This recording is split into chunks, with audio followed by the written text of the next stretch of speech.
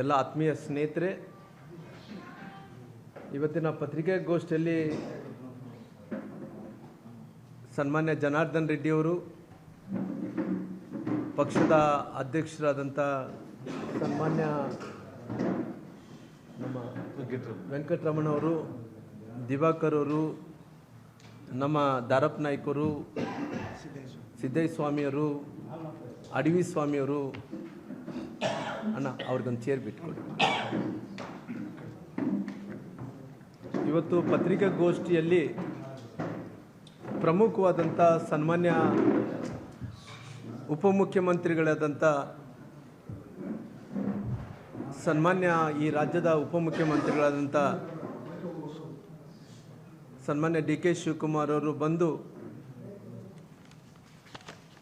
ಏನವರು ರಾಜಶೇಖರ್ ಅವರ ಮನೆಗೆ ತೆರಳಿ, ಅಂದರೆ ಮನೆಗೆ ಹೋಗಿ ರಾಜಶೇಖರ್ ಅವರು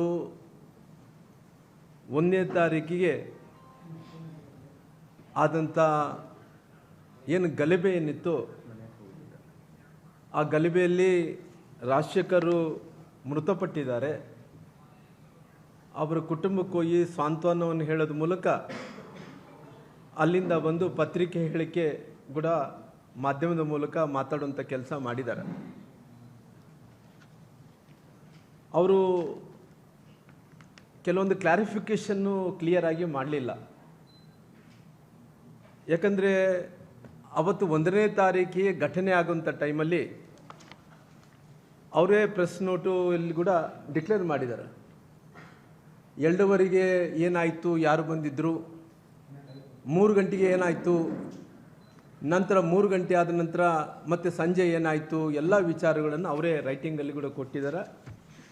ಪ್ರತಿಯೊಂದು ಕೂಡ ಏನೇನಾಯಿತು ಅನ್ನೋಂಥ ಎಲ್ಲ ಕೂಡ ಫೋಟೋಗಳ ಮೂಲಕ ಅವರು ರಿಲೀಸನ್ನು ಕೂಡ ಮಾಡಿದ್ದಾರೆ. ಹಂಗಾಗಿ 1ನೇ ತಾರೀಕಿಗೆ ಆದಂಥ ಘಟನೆ, ಜನಾರ್ದನ್ ರೆಡ್ಡಿಯವರು ಗಂಗಾವತಿಯಿಂದ ಬರ್ತಾ ಇದ್ದರು. ನಾನು ಕೂಡ ಬೆಂಗಳೂರಿಂದ ಬಂದು ಆಗ್ತಾನೆ ಮನೆಯಲ್ಲಿದ್ದೆ. ಜನಾರ್ದನ್ ರೆಡ್ಡಿಯವರು ಫೋನ್ ಮಾಡಿ ರಾಮ್ಲವರು ಎಲ್ಲಿದ್ದೀರ ಅಂತ ಕೇಳಿದರು. ನಾನು ಮನೆಯಲ್ಲಿದ್ದೀನಿ ಅಂತ ಹೇಳಿದೆ. ಅಲ್ಲಿಂದ ನಾನು ಜನಾರ್ದನ್ ರೆಡ್ಡಿಯವರು ನನ್ನ ಹತ್ರ ಏನು ಮಾತಾಡೋಕ್ಕೆ ಬಂದಿರೋ ಅವ್ರು ಸೇರಿಕೊಂಡು ಅವ್ರು ಹೇಳ್ತಾಯಿದ್ರು 500ರಿಂದ 600 ಮಂದಿ ಅವ್ರ ಹಿಂಬಾಲಕರು ಕರ್ಕೊಂಡು ಬಂದರು ಅನ್ನೋಂಥ ಇದು ರೈಟಿಂಗಲ್ಲಿ ಕೊಟ್ಟಿದ್ದಾರೆ. ಹಂಗಾಗಿ ನಾವಿರೋದು ಒಂದು 50 ಮಂದಿ ಮಾತ್ರ ಇದ್ವಿ. 50 ಮಂದಿ ಜೊತೆಲಿ ನಡ್ಕೊಂಡ್ಬಂದ್ವಿ.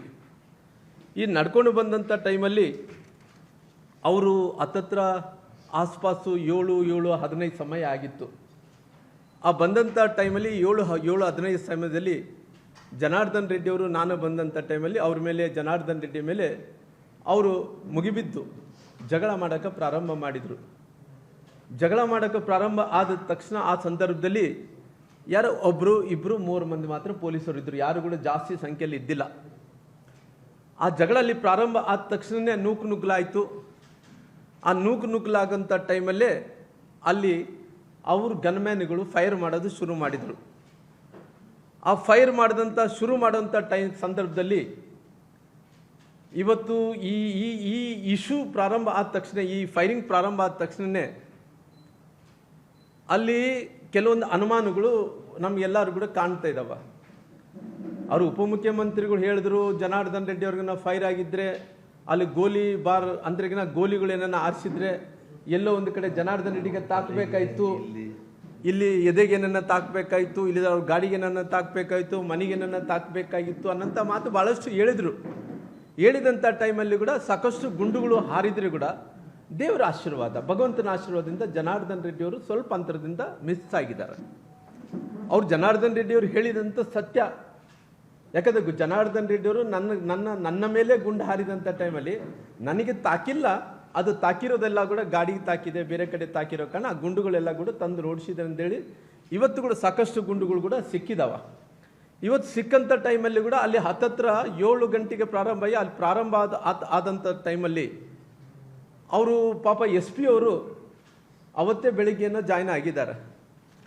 SP ಅವರು ಬೆಳಗ್ಗೆ ಜಾಯ್ನ್ ಆದ ತಕ್ಷಣ ಈ ಪವನ್ ನಿಜ್ಜೂರವರು ಅವರು ಜಾಯ್ನ್ ಆದ ತಕ್ಷಣ ಅವ್ರಿಗೆ ಸಮಯ 9 ಗಂಟೆಗೆ ಮುಟ್ಟಿದೆ.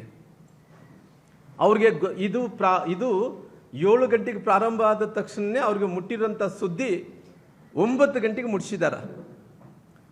9 ಗಂಟೆಗೆ ಮುಟ್ಟಿಸಿದಂಥ ಸಂದರ್ಭದಲ್ಲಿ ಅವರು ಕೂಡ ಹೊಸದಾಗೆ ಬಂದಾರ ಪಾಪ.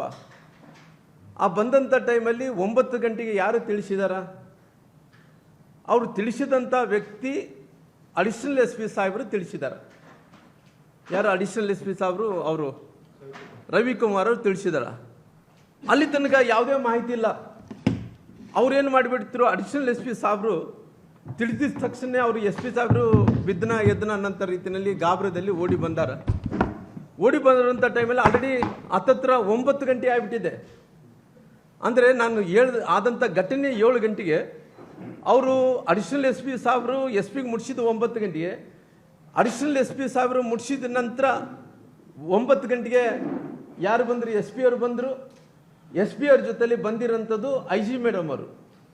ಐ ಜಿ ಮೇಡಮ್ ಅವರು ಕೂಡ 9 ಗಂಟೆಗೆ ಬಂದರು. ಅವರಿಬ್ಬರು ಕೂಡ 9 ಆಸ್ಪಾಸಲ್ಲಿ ಬಂದರು. ಅಂದರೆ ಇವತ್ತು ರವಿಕುಮಾರ್ ಅವರು ಎಷ್ಟು ದೂರದಲ್ಲಿದ್ದಾರೆ? ಅವ್ರ ಮನೆ ಎಷ್ಟು ದೂರದಲ್ಲಿದೆ? ರವಿಕುಮಾರ್ ಅವರು ಆದಂಥ ಇನ್ಸಿಡೆಂಟಿಂದ ಏನು ಅಲ್ಲಿನಿಂದ ಹತ್ತತ್ರ 1 ಕಿಲೋಮೀಟರ್ದ ಹತ್ತದಲ್ಲಿ ಅವ್ರ ಮನೆ ಇದೆ. ಅವ್ರಿಗೆ ಕೂಡ ಗೊತ್ತಿದ್ರೆ ಕೂಡ, ಅವ್ರು ಕೂಡ ಅಡಿಷನಲ್ ಎಸ್ ಪಿ ರವಿಕುಮಾರ್ ಅವ್ರಿಗೆ ಗೊತ್ತಿದ್ರೆ ಕೂಡ ಅವ್ರು ಕೂಡ ಯಾವುದೇ ಸೀರಿಯಸ್ ಅನ್ನು ತಗೊಳಲ್ಲ. ಅವರು ಪೊಲೀಸರು ಬಂದ ನಂತರ ಅವರು ಗಾಳಿಯಲ್ಲಿ ಏನೋ ಗುಂಡು ಆರಿಸ್ತಾರಂತವ್ರಿ, ಏನು ಸ್ಮೋಕಿಂಗ್ ಗುಂಡು ಏನೋ ಅಂತಾರೆ ನೋಡ್ರಿ, ಟಿಯರ್ ಗ್ಯಾಸನ್ನು ಆರಿಸೋಂಥ ಟೈಮಲ್ಲಿ ಆ ಟಿಯರ್ ಗ್ಯಾಸ್ ಆರಿಸೋಂಥ ವ್ಯಕ್ತಿ ಯಾರು ರೆಸ್ಪಾನ್ಸಿಬಿಲಿಟಿ ಇರ್ತಾರೆ DRಗೆ, ಆ DR ಅವರು ಫೋನ್ ಮಾಡ್ತಾರ. ಇದು ಬೇಕಾದರೆ ಮೊಬೈಲಲ್ಲಿ ಚೆಕ್ ಮಾಡ್ಬೋದು. DR ಅವರು ಫೋನ್ ಮಾಡ್ತಾರ, ನಮ್ಮ ಈ ಸಿಚುವೇಶನ್ ನಮ್ಮ ಕೈ ಮೀರ್ತಾ ಇದೆ, ನಾನು ಫೈರ್ ಮಾಡ್ಲಾ ಬೇಡ ಅನ್ನೋಂಥದ್ದು ರವಿಕುಮಾರ್ ಅವರು ಕೇಳ್ತಾರ. ರವಿಕುಮಾರ್ ಅವರು ಕೂಡ ನೆಗ್ಲಿಜೆನ್ಸಿಂದ ಇಲ್ಲಿಗಂತೂ ಬರಲ್ಲ. ಅವರು ಬರಲಿದ್ರೆ ಕೂಡ ತಡೀರಿ ತಡೀರಿ ತಡೀರಿ ತಡೀರಿ ಅಂತಾರ. ಯಾವತ್ತನಾಗಲಿ ಇವತ್ತು ಅನೇಕ ಲಾ ಆ್ಯಂಡ್ ಆರ್ಡ್ರು ಕೈ ತಪ್ಪಂಥ ಸಂದರ್ಭದಲ್ಲಿ, ಅದು ಯಾವುದೇನೇ ಆಗಲಿರ್ಬೋದು, ಪೊಲೀಸು ಅಲ್ಲಿದ್ದಂಥ ಪರಿಸ್ಥಿತಿಯನ್ನು ಕೈ ತಗೊಂಡಂಥ ಕೆಲಸ ಆಗಬೇಕಾಗಿತ್ತು. ಅಕಸ್ಮಿತವಾಗಿ ಅವತ್ತು ಪೊಲೀಸರು ಅಲ್ಲಿ ಟಿಯರ್ ಗ್ಯಾಸನ್ನು ಫೈರ್ ಮಾಡಿ ಅಲ್ಲಿ ಆ ಸಿಚುವೇಶನನ್ನು ಕಂಟ್ರೋಲ್ ತಗೊಂಡಿದ್ರೆ ಇಷ್ಟೊಂದು ದೊಡ್ಡ ಅನಾಹುತ ಆಗ್ತಿದ್ದಿಲ್ಲ ಅನ್ನೋಂಥದಕ್ಕೋಸ್ಕರವಾಗಿ ನಾನು ಹೇಳಬೇಕಾಗುತ್ತೆ. ಯಾಕೆ ರವಿಕುಮಾರ್ನೇ ನಾನು ಉಲ್ಲೇಖನ ಮಾಡ್ತಾ ಇದ್ದೀನಿ ಅಂದರೆ, ರವಿಕುಮಾರರು ಅವ್ರು ಗೊತ್ತಿದ್ರೂ ಕೂಡ 9 ಗಂಟೆಗೆ ಬಂದು ಈ ಸಿಚುವೇಶನ್ನು ಅವ್ರು ಮುಂಚೆನೇ ಒಂದು ತಿಳಿಗೊಳಿಸ್ಬೇಕು, ಇದನ್ನು ಸರಿಪಡಿಸ್ಬೇಕು ಅಂದಿದ್ರಿಗಿನ ಅಲ್ಲಿ ಬಂದು ಮುಂಚೆನೇ ಬಂದು ಎಲ್ಲವನ್ನು ಕೂಡ ಸರಿಪಡಿಸ್ಬೇಕಾಯಿತು. ಸರಿಪಡಿಸ್ಲಿಕ್ಕೆ ಅವ್ರ ಕೈಲಿ ಆಗಲಿಲ್ಲ.